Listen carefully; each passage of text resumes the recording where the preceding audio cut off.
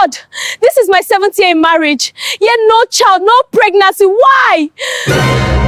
When you wear this, you will say no to childbearing. But remember, do not remove it and do not let it break. She wanted to ask, what happens if I remove it? What if it breaks? But before the words could leave her lips, the old woman was gone, vanished, like smoke, like she had never existed. Martha stood there alone, staring at the delicate bead in her shaking hand. The old woman's words kept replaying in her heart. You will say no to childbearing. Is this an answer to my prayer? She whispered. Or a punishment? And in that moment, Martha knew her life, already heavy with sorrow, whispers, and shame, was about to change in ways she could never prepare for. Ah, my people, listen closely. They say pregnancy is very easy when people are busy fornicating or committing adultery. But inside marriage, it can become a battlefield. You may fight for years unless God steps in. This is Martha's story, a story that will make you cry and forget your food. A story that will show you that not all battles are fought with strength. Some are fought with tears, prayers, and painful choices. A story that will remind you that life does not always reward effort the way we expect. Now, stay with me as I narrate this painful but powerful story. But before we begin, if you love stories like this, subscribe and like right now. Drop your location in the comments. Let us see which country is winning the watch party. Every story has a beginning, so let me not rush. Sit down, relax, and let us start from where it all began. After Martha's parents died, she became an orphan at a young age. Being their only child, she went to live with her grandmother in a Manquo village. Life was not easy. Poverty sat with them at the table and followed them to bed at night. Her grandmother worked under the burning sun on the farm and sold small things in the market, just to make sure they had food. Some days they ate well, some days they managed. Martha grew up watching how rich people spoke to the poor, how their voices changed, how their eyes passed through you as if you were nothing, as if you were not even standing there. One night, lying on a thin mat beside her sleeping grandmother, Martha made a quiet but firm promise to herself. I will marry a rich man. I will never be looked down on again. Even if it means I marry late, I would not mind. Years later, that prayer seemed answered. Martha came to Umuokpa 7 years ago when she married Felix Uche, a successful lawyer she met during the New Yam festival. She was 25 then, full of hope and bright dreams. Martha had a striking presence, the kind that made people turn and look twice. Everyone in the village admired her kind heart, her smiling face, and the way she related with people. Before gossip began spreading her name, many admired her. Felix was everything she had prayed for. Was he rich? Yes. Was he tall? Absolutely. Handsome? He had it all. He was full of confidence. He was 31 when he married her. When he entered a place, people noticed. When he spoke, people listened. Their traditional marriage took place at the village field, and it shook the whole village.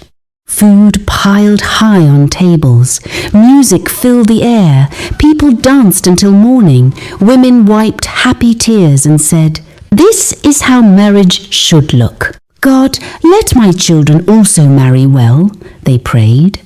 But the elders say, marriage is like a parcel. On the wedding day, you receive it with smiles. It is only after everyone goes home that you open it and see what is truly inside. Immediately after the wedding, Felix opened a hair salon for Martha at the village T-junction. Women loved going there because of her skillful hands. Young girls chose her shop as the best place to look beautiful. She braided neatly, styled beautifully, and always welcomed customers with a warm smile. Some days the salon was full. Laughter filled every corner. Other days the chairs were empty. On those quiet days, Martha would sit alone and stare at herself in the mirror. Minutes would pass. Then slowly tears would begin to roll down her cheeks. One hand pressed against her chest, as if trying to hold something inside from breaking apart. Only she truly understood that emptiness. Their marriage looked blessed. They prayed together, ate together, laughed together, like happy couples do. But something was missing. There was no child. The villagers all knew Martha. They noticed the gentle tilt of her head when she laughed, the warmth in her voice when she spoke, the quiet grace in her walk. Being near her felt peaceful. Yet behind that peace was a loneliness no one could see. There was a pain she was carrying, and it was very heavy. The first year passed quietly. People started talking. Whenever the village women asked, "Martha, no child yet.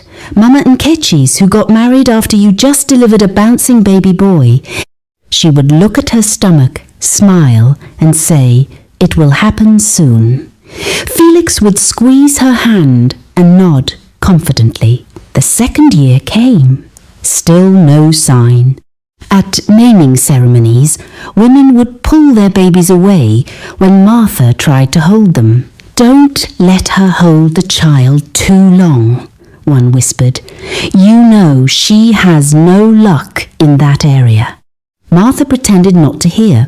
She smiled, clapped, danced, even dropped money inside the baby's wrapper.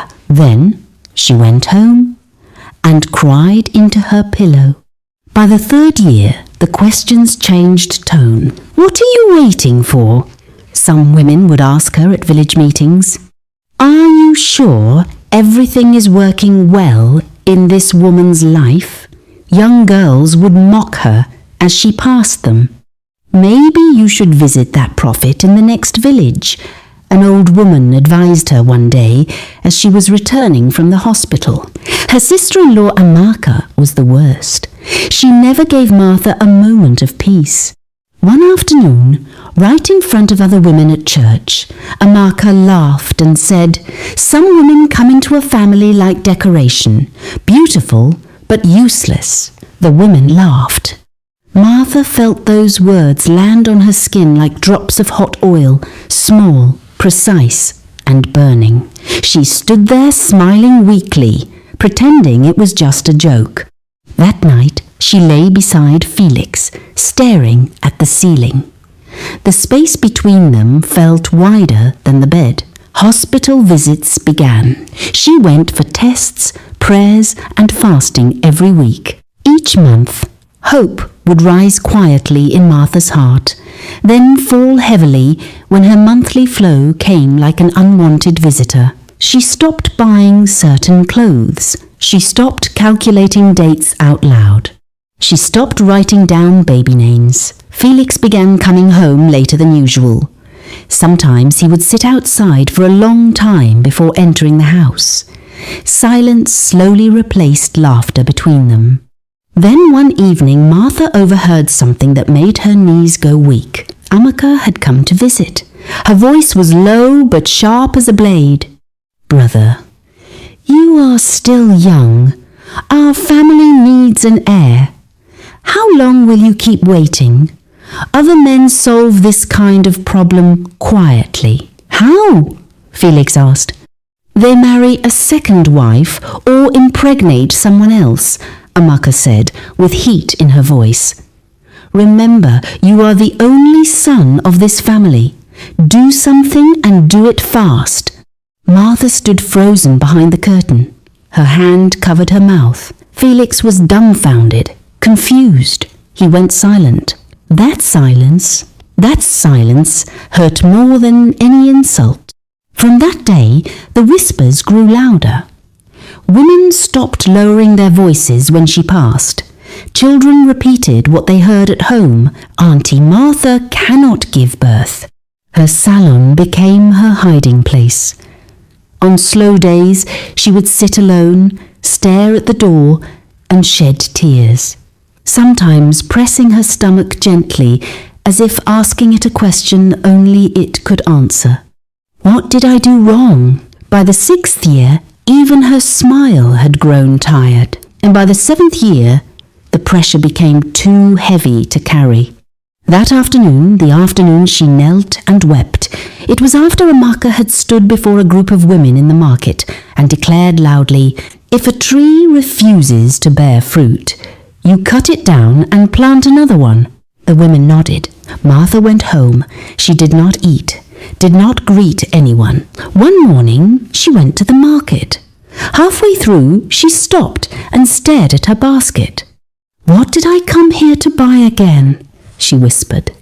The noise of the traders, the laughter of children, the clanging of market bells all blurred into one heavy sound. Her mind was far away, clouded by years of longing, shame, and unanswered prayers. A neighbour called out, "Martha, are you all right?" She smiled weakly and nodded, but her hands were shaking. That day she realized just how much the village's judgment had stolen from her, not just her peace, but her focus, her strength, and her joy. She returned home. With a heavy heart, she knelt in the compound, crying bitterly. "God, this is my 7th year in marriage, yet no child, no pregnancy. Why? I have been humiliated, ridiculed, and mocked. God!" Her voice cracked. Her tears soaked the dry ground beneath her knees. Her sobs echoed across the quiet village of Umuokpa like a broken bell. Suddenly, an old woman appeared. Nobody saw where she came from. She was simply there, leaning on a crooked staff, her eyes calm and still, like a river that has seen too many seasons to be moved by anything. In her open palm, a waist bead, small, dark, shimmering faintly, as if it carried something alive inside it. She stretched her hand toward Martha. "When you wear this," the old woman said, "you will say no to childbearing. But remember, do not remove it. And do not let it break." Martha's trembling hand reached out and collected it. Her tears blurred her vision. She wanted to ask, "What happens if I remove it? What if it breaks?" But before the words could leave her lips, the old woman was gone, vanished, like smoke, like she had never existed. Martha stood there alone, staring at the delicate bead in her shaking hand. The old woman's words kept replaying in her heart. "You will say no to childbearing. Is this an answer to my prayer?" she whispered, "or a punishment?"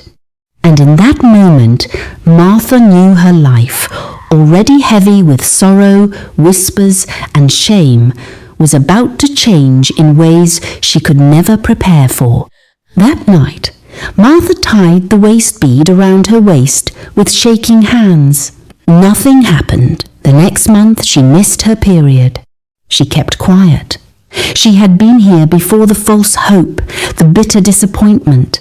She waited. Then she bought a test. It was positive. She screamed. Her neighbours thought something terrible had happened. After 7 long years, heaven had finally answered her prayers. She whispers to herself. When Felix returned home and heard the good news, he carried her in his arms. The whole village celebrated. Even Amaka, the same Amaka who once called her useless decoration, danced the hardest. 9 months later, a baby boy arrived. Before that boy turned 6 months old, Martha was pregnant again. People laughed and said, "God is paying her back double." She smiled too. She believed it. Compensation for the years of tears. But the pregnancies did not stop. Another twins. Then another twins. Before one child stopped breastfeeding, her stomach was already rising again. It was not that she was weak. It was not that she was careless. The children just kept coming, like rain that refused to stop, like grains pouring endlessly from a torn sack.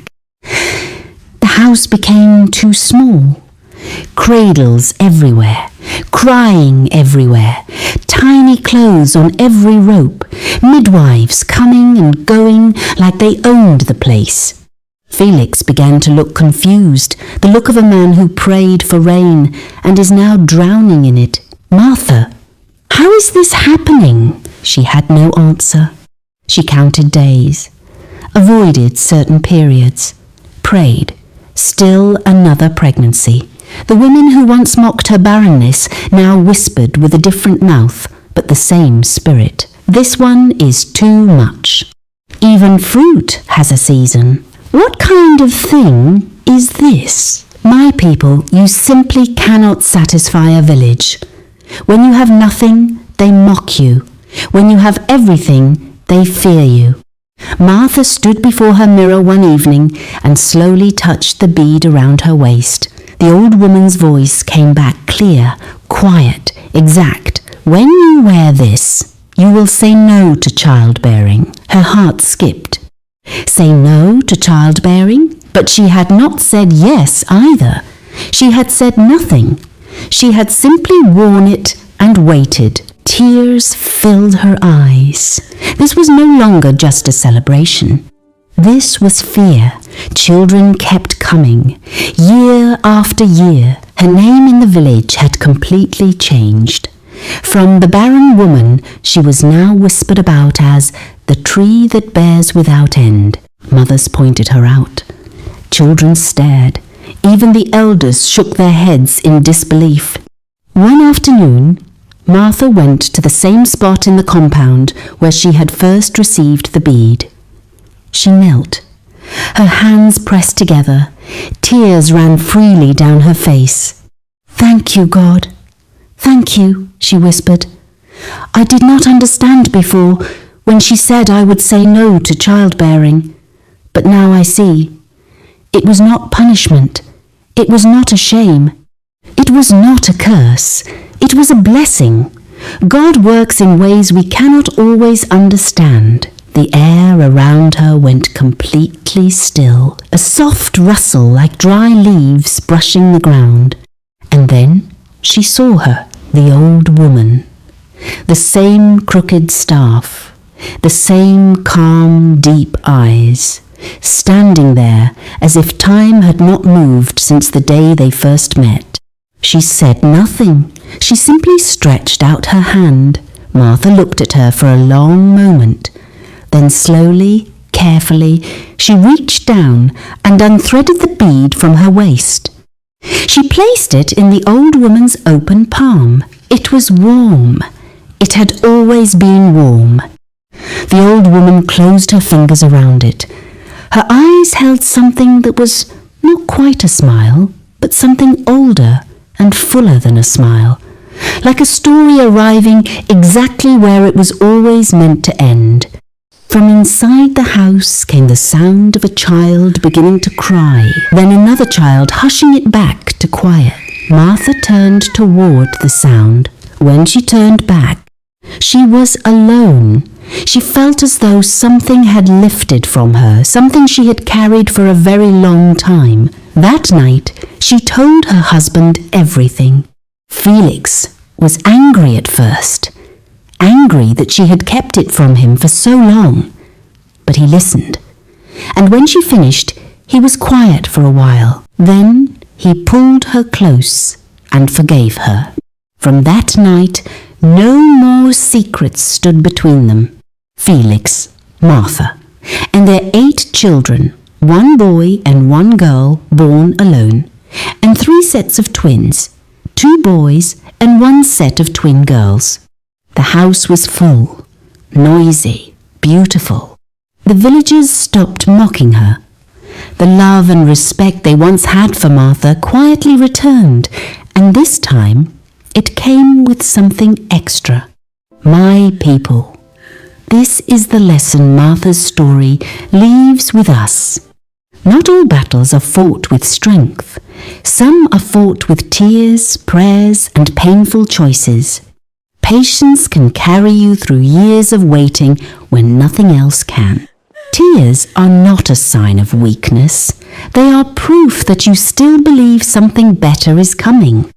And sometimes the blessing you begged God for arrives in a form you do not recognize at first. It may confuse you. It may overwhelm you. It may even frighten you. But it is still the answer. Martha waited 7 years for one child. God gave her a houseful. And the same village that once called her barren had to find new words. Whatever you are waiting for today, do not give up. Do not let the whispers of people write the ending of your story. Only God holds that pen. If this story touched you, share it with someone who needs it today. Drop your location in the comments and subscribe so you never miss the next one. Because my people, there is always a next one.